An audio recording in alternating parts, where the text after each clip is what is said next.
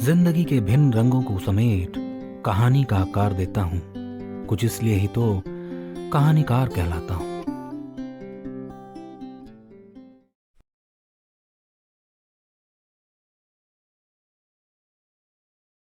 हमारी कहानियां सुनते रहने के लिए हमारा चैनल सब्सक्राइब करना और बेल आइकन दबाना ना भूलें। ये खास खबर उनके लिए जो कहानियों को अपने जीवन का हिस्सा मानते हैं और हमारी कहानियां सुनते आए हैं। मैं सुना रहा हूं लाइव कहानियां 11 अक्टूबर को स्टूडियो एक्सो गुरुग्राम में। स्टोरी टेलिंग शो का नाम है भयगाथा। आप वो एक्सपीरियंस करेंगे जो शायद आपने आज तक ना किया हो। सब आ सकते हैं अपनी फैमिली के साथ, क्योंकि थ्रिल भी होगा और रोमांच भी।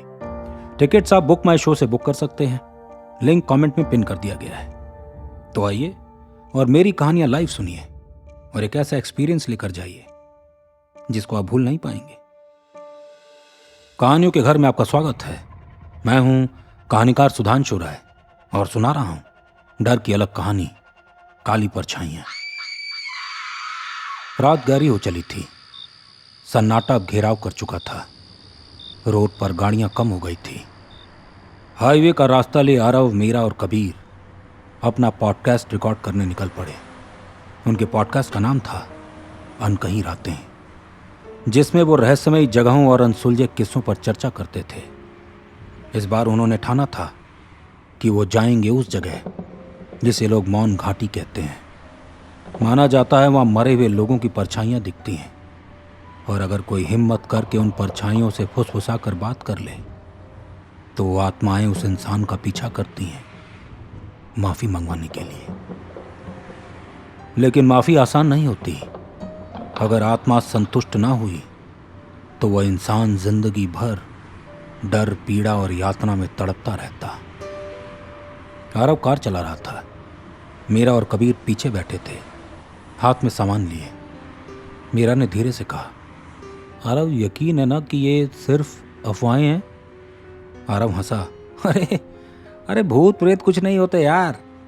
पॉडकास्ट हिट करना है और लोग सुनना चाहते हैं डरावनी कहानियां। कबीर, जो हमेशा सबसे शांत रहता था, आज बोला, भाई लेकिन सुना है कि पिछले साल 2 लोग वहां गए थे और कभी लौटकर नहीं आए।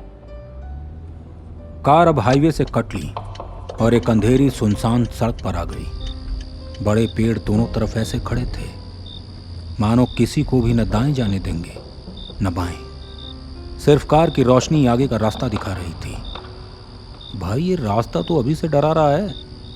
सिर्फ हमारी ही गाड़ी है इस रोड पर। कबीर का डर जायज था। सब कार के मिरर से खुद को थामे बाहर देख रहे थे। रास्ते में एक बोर्ड भी दिखा, नो एंट्री आफ्टर 6 PM। लेकिन तीनों ने उसे नजरअंदाज कर आगे बढ़ना ठीक समझा। वैसे तो हमने न जाने कितने पॉडकास्ट किए, लेकिन ये वाली जर्नी न जाने क्यों अजीब लग रही है। मन बैठा जा रहा है।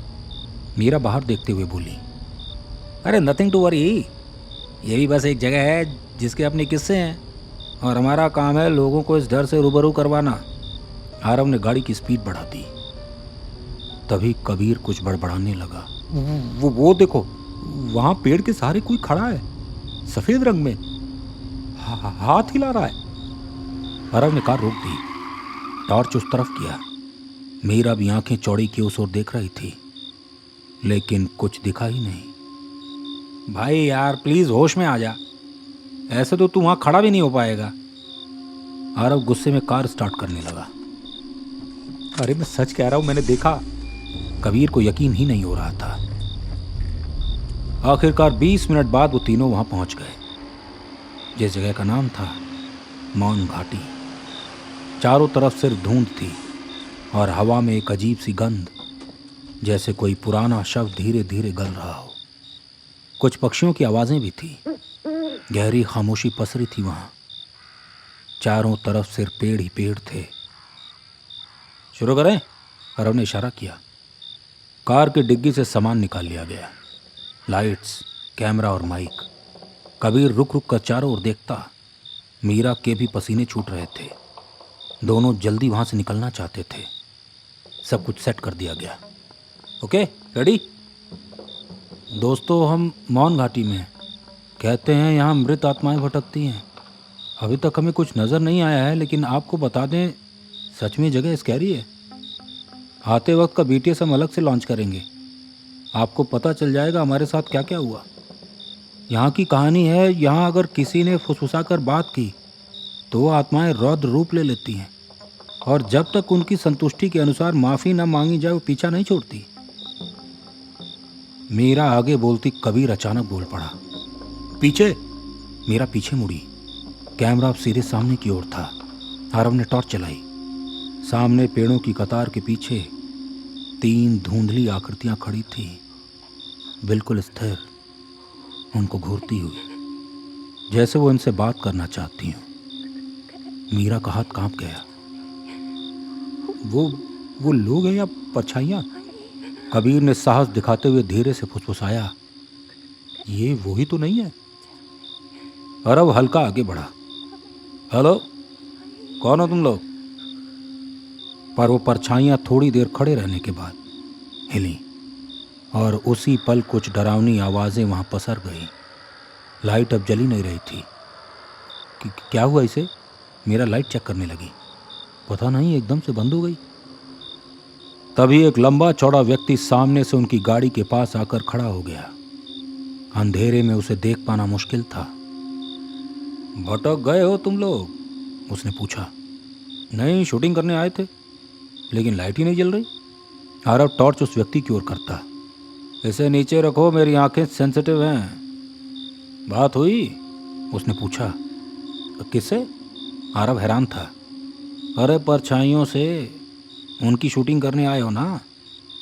नहीं तो, लेकिन कुछ दिखा जरूर। देख लिया? कुछ बोला तो नहीं? उस व्यक्ति का यह प्रश्न थोड़ा गड़बड़ था। क्या मतलब? आरव समझ पाता। खैर, जब मौका आए तो अपना सर जमीन पर मार मार कर माफी मांगना, शायद वो माफ कर दें। और तुम? उस व्यक्ति ने कबीर की ओर इशारा करते हुए कहा। वो तुमको नहीं छोड़ेंगी। बातें हो रही हैं तुम्हारे बारे में, सुन सकता हूं मैं। कैसे तुम्हारे गले को धीरे धीरे काटेंगे। कबीर भभक गया कि क्या बकवास है ये? कौन हो तुम? लेकिन वो व्यक्ति मुड़ा और धुंध में गायब हो गया। कबीर और मीरा सीधे कार में आकर बैठ गए। आरव भी क्या करता, लाइट ही नहीं जल रही थी। उस रात जब तीनों गांव के बाहर एक गेस्ट हाउस में रुके तो सबसे पहले मीरा के सपनों में एक परछाई आई। उसने काले कपड़े पहन रखे थे, चेहरा धुंध से ढका हुआ, आंखों के हिस्से से खून टपक रहा था। माफी मांगो, मीरा घबराकर बोली। मुझे माफ कर दो, मैंने गलती से आवाज दी थी। परछाई ने उसकी गर्दन पकड़ ली और फुसफुसाई, सिर्फ शब्द काफी नहीं, दिखाओ कि तुम सच में माफी मांग रहे हो। क्या क्या करना है बोलो? अपनी नस काट लो। मीरा चीखते हुए जाग गई। माथे पर पसीना था, लेकिन नस कटी हुई थी, खून काफी निकल चुका था। बीच रात ही उसे हॉस्पिटल ले जाया गया, पर वो बची ही नहीं। कबीर और आरव अब समझ चुके थे, सच उनके सामने था। परछाइयां मौत बनकर उनका शिकार कर रही थी। कबीर को अब अक्सर लगता कोई उससे बात कर रहा है, वो जवाब नहीं देता। नींद में भी अक्सर वो उठ जाता, लगता कोई खिड़की पर बैठा हुआ है। लगभग 1 हफ्ते बाद वो जब देर रात टीवी देख रहा था तो लगा कोई कुछ घसीट रहा है उसकी छत पर। जब वो पहुंचा तो कोई अंधेरे में बैठा था। उसकी चीख निकल गई, माफी मांग। आवाज आई। कबीर गिड़गिड़ाने लगा, मुझे माफ कर दो, मैं अब वहां कभी नहीं जाऊंगा। तब एक और परछाई उसके पीछे से आई। मजा नहीं आया, तुझे तो तड़पा तड़पा कर मारेंगे। उस रात वो परछाइयां कबीर को छोड़कर तो चली गई, लेकिन अब हर रात भयानक रात होती। कबीर पूरी रात चिल्लाता रहता, जैसे उसे प्रताड़ित किया जा रहा हो। खून उसके शरीर से फट फट कर निकलने लगा। बहुत कोशिश की गई उसे बचाने की, लेकिन उसको कोई बचा नहीं पाया। एक रात उसका सर फटा मिला, जैसे कोई भारी सामान उसके सर पर किसी ने दे मारा। गले पर गहरे निशान थे। आरव अब जानता था, लेकिन वो इस इंतजार में नहीं रहना चाहता था कि मौत उस तक पहुंचे। उसने पलायन कर लिया, ये सोच के शायद दूरी से वो बच जाए। भोपाल चला गया वो अपने मामा के वहां। दिन गुजरे और जब पूरे 15 दिन हो गए तो उसने मान लिया कि बला टली। लेकिन अपने दोस्तों की मौत का जिम्मेदार वो खुद को मान बैठा। ना तो वो अब कोई पॉडकास्ट करता और ना ही कोई काम। एक शाम वो पार्क में बैठा सूरज को ढलते देख रहा था। तभी एक अजीब आवाज ने उसे भौचक्का कर दिया। सामने की झाड़ियों के पीछे कोई था। अंधेरा लगभग आने को तैयार था। धीरे से वो उठा और उस ओर गया। कोई खड़ा था जिसका चेहरा था ही नहीं। वो चिल्लाकर भागा, लेकिन एक आवाज उसके साथ साथ चलने लगी, माफी मांग। वो रोड पर ही गिरकर माफी मांगने लगा, लेकिन उसका गला लाल पड़ने लगा, जैसे कोई बुरी तरह उसे दबा रहा हो। उसकी आंखें बाहर को आने लगी। तभी उसे उस व्यक्ति की बात याद आई, सर जमीन पर मार मार कर माफी मांगना। हिम्मत जुटा उसने सर जमीन पर मारना शुरू किया। गला धीरे धीरे छूटने लगा, लेकिन सर मारने की वजह से आरव की हालत गंभीर हो गई। लगभग 1 महीने लगे उसे सामान्य होने में।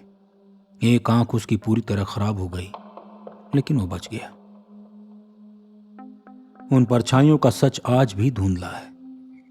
जो उनके शिकार बने वो सच जानकर भी अंधेरे में डूब गए। जो अनजान रहे वो सच से परे रहे।